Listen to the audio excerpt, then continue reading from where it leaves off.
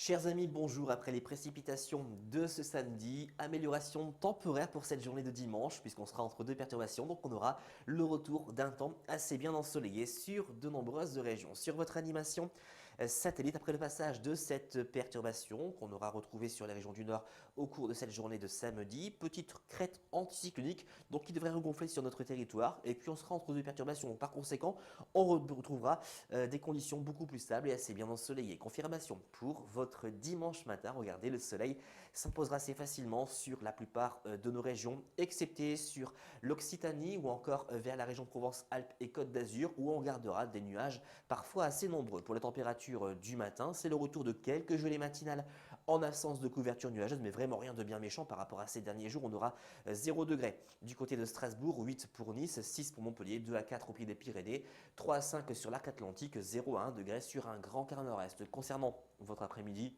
je vous laisse regarder. Le soleil restera bien présent sur de nombreuses régions, excepté sur le sud-ouest. On gardera pas mal de nébulosité et pourquoi pas une petite ondée pour les températures de votre après-midi.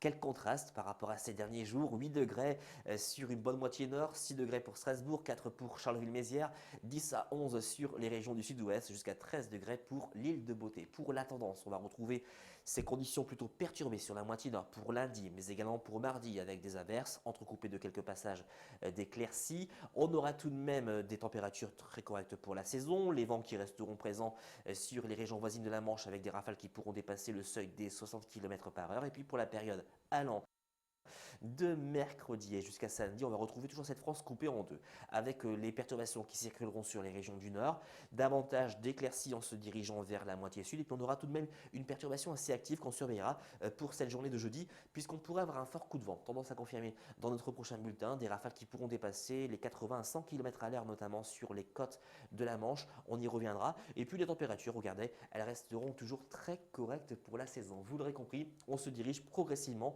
vers un temps plus doux, mais également perturbé avec de la pluie, mais également du vent. Si la tendance météo se confirme, on devrait conserver cette synoptique au moins jusqu'au 10 février. À demain.